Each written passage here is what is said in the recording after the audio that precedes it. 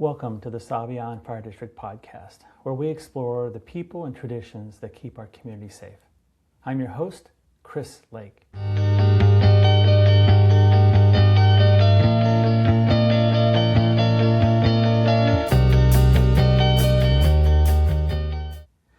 Today's topic isn't that flashy, but it's essential.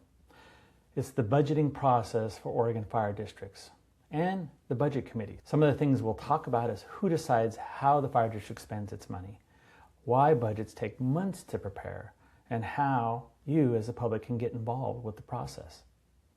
So let's get into it. I'll bet when you think about fire districts or fire departments, you don't always picture the financial engine behind it all. A district budget determines pretty much everything. Staffing, firefighters, volunteers, equipment replacement, repairs, maintenance, literally if the station stays open or closed. The state budget law is designed and structured to be transparent and designed for public involvement.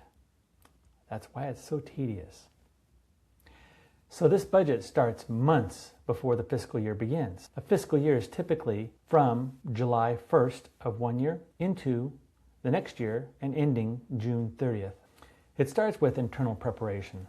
We look at current year's spending, projected revenues, staffing needs or volunteer needs, equipment replacement schedules, and long-term capital expenses or plan. We talk about what's working, what's not, what needs to be maintained, what needs to be improved. From this, we create a draft budget. It has personnel costs, materials and services, operations, training, apparatus and equipment, facilities, and any capital projects. Then we also need to add contingency and then any transfer into the reserve funds. Once this is done, we assemble a budget committee. State requires us to have a budget committee, and it's a bridge between the district and the community. This committee is made up of the district's board of directors, so we have five board members, and typically it's an equal number of appointed community members.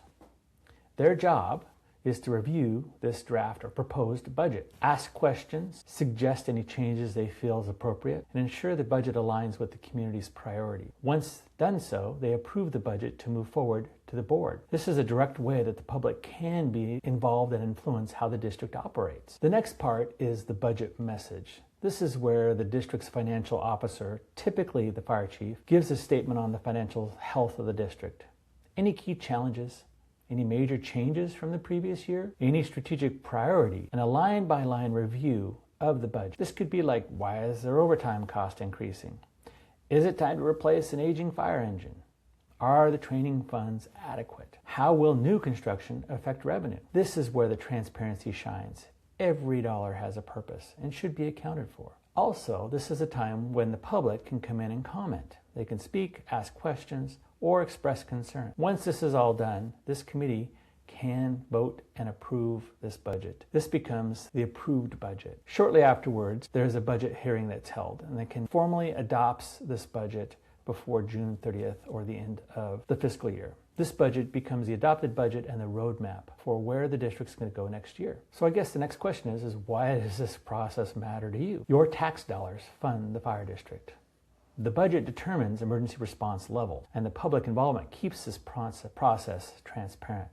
The budget committee ensures the community values are reflected. This is why it's best if you get involved with the process. When you participate, you help shape the future of the fire district. In closing, I would say this is one of the most important parts of running the fire district, if not the most important part. This process ensures that the fire district can support the volunteers and staff, has the tools and training needed for safely protecting the community, and assures that the monies are being accounted for and spent according to the community's wishes. If you're interested in being on the budget committee or attending a meeting, check the district's websites for dates and times of these openings. Your voice truly matters. If you've ever wished of serving the community, please go to www.sifire.org or stop by Wednesday evenings during training, or send an email at iwanttovolunteer@sifire.org, and we'll get you more information. In our next podcast,